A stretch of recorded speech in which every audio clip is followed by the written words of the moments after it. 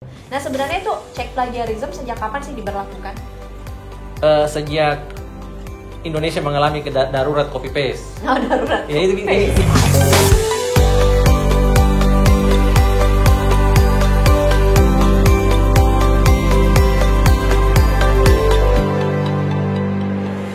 Assalamualaikum warahmatullahi wabarakatuh. Halo Universe, apa kabar? Nah, akhirnya di awal tahun 2022 Unifatalk mengudara lagi. Dan kali ini saya Marisa Giswandani ditemani oleh Pak Habib Muhammad Syahib selaku Ketua LPPM Universitas Fajar.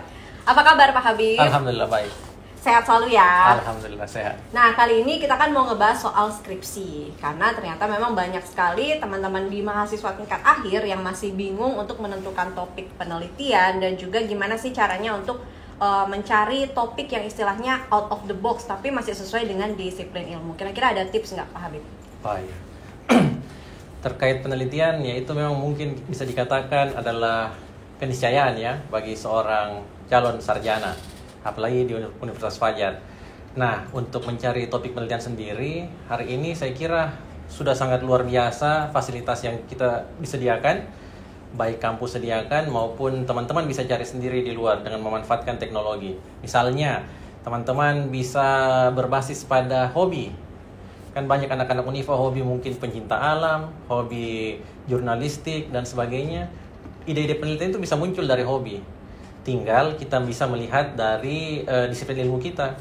Nah, salah satu cara untuk melihat dari disiplin ilmu itu silahkan manfaatkan perpustakaan terbesar di dunia, Google Ya. Scholar. Google Scholar, betul. Jadi silahkan diklik Google Scholar, tuliskan segala jenis ide apapun yang ada di benak kalian. Cuma kalau bisa saya sarankan, kita harus menggunakan bahasa Inggris untuk mendapatkan penelitian-penelitian yang lebih fresh. Karena gitu. memang bisa dikatakan mungkin yang penelitian berbahasa Indonesia masih kurang ya kalau mau berbicara yang out of the box. Iya. Nah, jadi kita coba untuk memperluas cakrawala, ya coba silahkan diklik judul-judul penelitian, topik-topik penelitian berbasis dengan menggunakan bahasa Inggris di Google Scholar. Iya, karena banyak sekali mahasiswa yang selalu ngerasa atau merasa ditolak topiknya karena dianggap itu terus atau itu lagi. Tapi kan biasanya Pak, ada juga yang melihat misalkan satu objek penelitian ini sepertinya menarik untuk diteliti dari banyak sudut pandang. Misalkan ada tidak alternatif metode penelitian ataupun mencari topik penelitian lain tetapi objeknya sama. Itu kayak gimana? Oh ya, di istilah dalam riset itu dikatakan replikasi. Kita mencoba melihat fenomena berbeda atau penelitian dalam konteks objek atau lokasi yang berbeda, dan kita ingin mencoba menirunya. Nah, bahasanya itu replikasi. Nah, dalam konteks ketika ingin kita melakukan replikasi, tentu tetap yang paling dibutuhkan adalah sumber bacaan yang banyak, sehingga tidak kelihatan bahwa Anda benar-benar hanya melakukan copy paste dari satu jurnal, satu artikel ilmiah, dan Anda sadur menjadi skripsi kalian. Jadi memang kita butuhkan memang banyak membaca untuk memudahkan teman-teman menyusun skripsinya. Oke. Nah, mungkin ngobrol soal Pak Habib dulu. Sebelum menjabat nih atau memimpin sebagai LPPM, memang minatnya selama ini selalu di riset atau gimana? Pertanyaan menarik ya. Jadi kalau saya sendiri memang basis saya, mungkin bisa saya katakan saya mulai mencintai dunia riset itu ketika saya menggandrungi novel-novel serial detektif. Oh, detektif apa itu? Mulai dari yang paling tua, Sherlock Holmes ya. Sampai genre anime seperti Conan dan Kindaichi. Oh iya.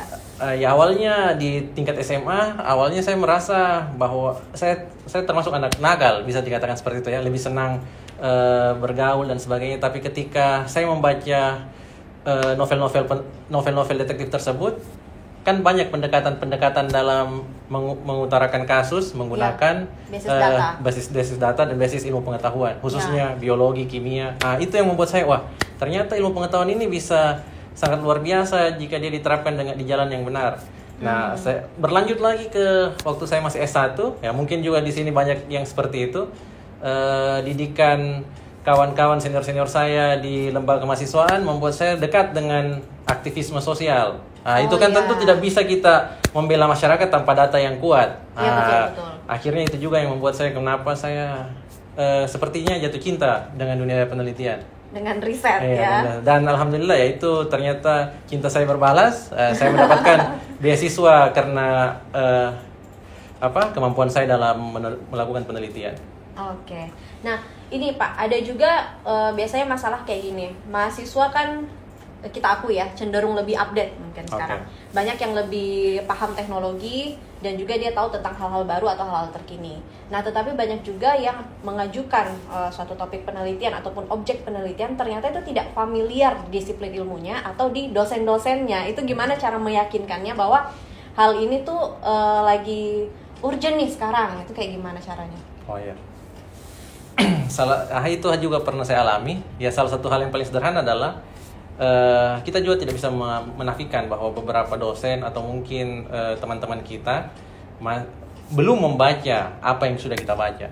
Ya. Nah, jadi yang dibutuhkan sebenarnya adalah menyamakan persepsi, menyamakan sumber komunikasi kita.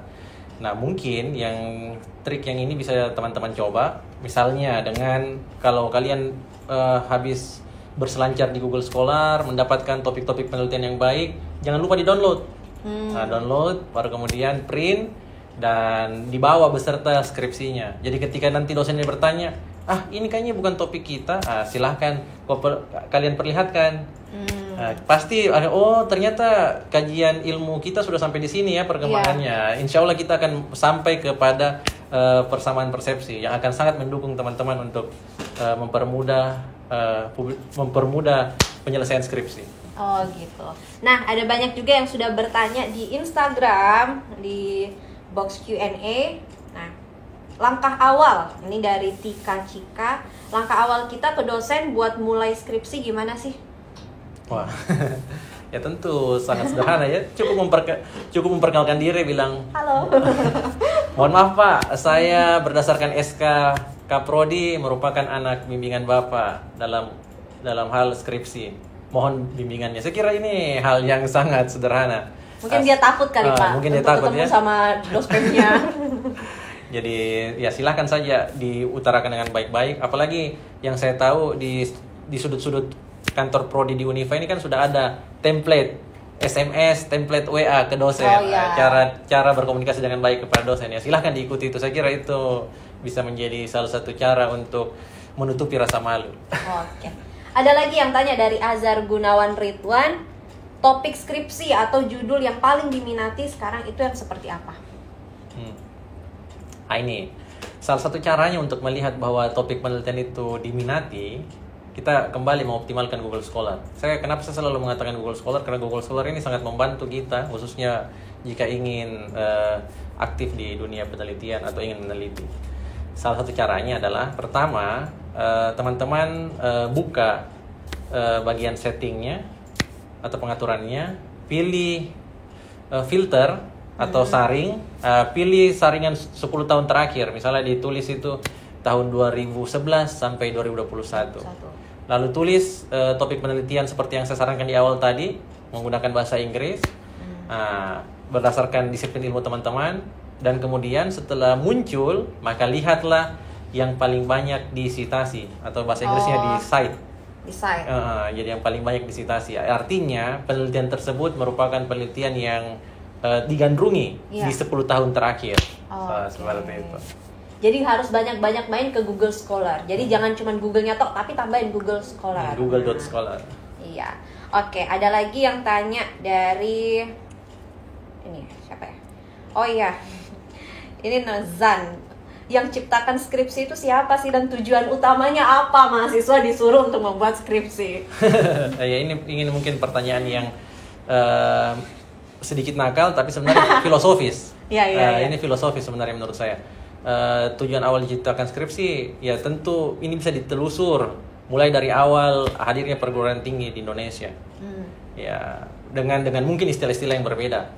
Tapi satu hal yang pasti, hadirnya kewajiban untuk membuat skripsi secara filosofis didasari keinginan untuk agar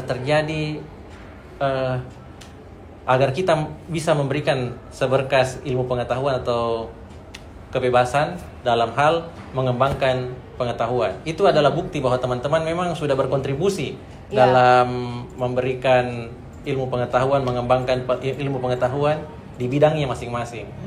Kita bisa melirik, dan itu juga yang menjadi sepertinya, dan itu sepertinya mengglobal ya, budaya pengetahuan seperti itu, sehingga hal tersebut, budaya untuk memberikan kontribusi kepada peradaban dan kepada ilmu pengetahuan itu dikutip dengan indah di Google Scholar. Stand on the shoulders of giant, atau kalau di dalam googlescholar.id atau bahasa Indonesianya, berdiri di pundak raksasa. Itu artinya bahwa peradaban yang kita capai hari ini tidak akan mungkin kita bisa sampai tanpa adanya sumbangsi sekecil apapun dalam bidang riset khususnya. Jadi ya itulah filosofi mengapa skripsi, tesis, bahkan disertasi itu diwajibkan di dunia pendidikan kita. Ya memang sih kalau misalnya kayak flashback zaman-zaman kuliah itu kayak merasa kok harus ya ngerjain skripsi, tapi setelah kita melewati tahap itu ternyata kita jadi belajar banyak lewat skripsi itu sendiri. Jadi kayak dapat istilah ada hikmah tersendiri, termasuk jadi kebal persoalan revisi kan. Karena ternyata revisi klien itu jauh lebih gila daripada revisi dari dosen, ingat itu. Nah, ada lagi yang tanya, apakah saat melamar pekerjaan, ini pertanyaan dari Puput, apakah saat melamar pekerjaan hasil skripsi bisa menunjang? Oh, sangat menunjang. Kalau teman-teman melihat rilisan World Economic Forum terbaru di tahun 2021 di akhir tahun kemarin tentang skill apa yang dibutuhkan oleh para pencari kerja di masa depan, salah satu hal yang paling dibutuhkan adalah analytical skill. Skill berpikir kritis, skill menulis, karena hal ini sulit. Banyak orang memang hanya dididik hanya menjadi pekerja dan sebagainya, padahal kita sebagai manusia, pembentuk peradaban kita itu adalah kemampuan kita berpikir kritis, kemampuan kita menuliskan gagasan-gagasan kita di lembaran-lembaran kertas. Dan ini tetap menjadi skill yang wajib dimiliki. Lewat skripsi, teman-teman secara tidak langsung seperti yang dibahasakan oleh Marissa tadi, bahwa kita akan dilatih kemampuan kita mengutarakan pikiran kita melalui tulisan. Dan ini secara tidak langsung otomatis akan membantu teman-teman untuk lebih bisa berpikir kritis dan khususnya menyampaikan gagasan dengan baik. Nah, ada satu hal lagi nih yang banyak membuat mahasiswa kayak jadi kesel. Persoalan Turnitin check. Zaman dulu pas Pak Habib skripsi sudah ada Turnitin belum? Sudah ada, tapi bukan namanya Turnitin, tetap pengecek plagiat sih. Cek plagiat. Karena kayak saya merasa dulu perasaan pas saya skripsi nggak ada cek plagiarism. Kalau saya sudah ada. Kebetulan dosen saya baru pulang dari luar negeri dan dia menggunakan ya. Tapi saya lupa namanya ya. Tapi sudah ada mirip seperti itu. Oh, mirip seperti itu. Nah, sebenarnya itu cek plagiarism sejak kapan sih diberlakukan? Sejak Indonesia mengalami darurat copy paste. Darurat. Ya, ini bisa kita bisa lihat bukti nyatanya. Ya mungkin di tataran mahasiswa kelihatan ya, mulai dari tugas-tugas. Setelah Google semakin mendunia dengan mudahnya akses lewat segala gadget, maka orang sangat mudah melakukan copy paste. Betul. Dan inilah yang membuat kenapa skripsi sebagai karya final dari teman-teman sebelum menjadi sarjana itu ya tentu sebaiknya dipersembahkan dengan sangat baik. Dipersembahkan dari benar-benar dari pikiran kalian sendiri, bukan dari mencomot sana mencomot sini seperti itu. Iya. Dan apa sih tipsnya untuk bisa istilahnya hasil Turnitin checknya itu di bawah 20% atau pas melakukan parafrase yang baik itu seperti apa? Oh, sebenarnya sangat sederhana. Jadi saya melihat beberapa mahasiswa saya yang menjadi bimbingan saya ketika nilai Turnitinnya sangat tinggi, ya memang kemampuannya atau keinginannya untuk membaca sangat kurang. Jadi sebaiknya dioptimalkan di kemampuan membaca teman-teman. Bacalah semuanya. Baca segalanya, khususnya yang berkaitan dengan ilmu pengetahuan teman-teman. Disiplin ilmunya. Dan yang kedua, ketika kita ingin menuliskan, tidak bisa dipungkiri pasti kita akan mencari referensi dari internet. Nah, sebisa mungkin melakukan paraphrase dengan bahasa sendiri. Nah, misalnya yang tadinya kalimat aktif ubah ke pasif, yang tadinya pasif ubah ke aktif, yang tadinya berbasis orang pertama ganti orang ketiga, dan lain-lain sebagainya. Hal itu insya Allah akan membantu teman-teman untuk menurunkan plagiasinya. Apakah memang sih menurut Pak Habib sendiri kemajuan teknologi ini memang makin menurunkan minat baca dari mahasiswa atau gimana? Kalau saya melihat 50-50 ya. Menurut saya di satu sisi untuk jika jiwa seseorang itu memang dia tidak asa untuk ingin tahu, maka teknologi ini cenderung memang akan menurunkan minat bacanya. Namun jika misalnya dia juga karena teknologi mengasah keinginan untuk ingin tahu lebih tinggi, ya bisa saja itu yang akan membuat dirinya lebih senang membaca. Misalnya sekarang sudah ada, kita memasuki era Netflix, memasuki era TV digital ya. Kita bisa mengakses semua tayangan-tayangan hanya lewat gadget kita. Biasanya kalau orang yang hanya senang berbasis romantisme, ya mungkin itu tidak membuat dirinya ingin membaca sesuatu hal yang baru. Tapi ketika dia misalnya senang lihat yang dokumenter dan sebagainya bisa, atau tadi yang seperti yang saya cerita, kasus-kasus detektif dan sebagainya, biasanya itu akan mempunyai pemicu membuat dia memang betulkah yang dia bahasakan di TV tersebut. Kemudian kalian akan memaksa diri kalian mencari informasi tandingan bahwa benar tidak apa yang saya temukan di tayangan-tayangan tersebut. Oke. Nah, ada tips nggak sih untuk menumbuhkan minat baca dan juga bagaimana untuk mencari tahu topik riset yang jauh lebih baik dan lebih efektif? Oke. Jadi kalau untuk menumbuhkan minat baca, memang kita, menurut saya yang paling sederhana adalah temukan kesenangan teman-teman. Misalnya jika teman-teman senang nonton, ya mulai dari nonton.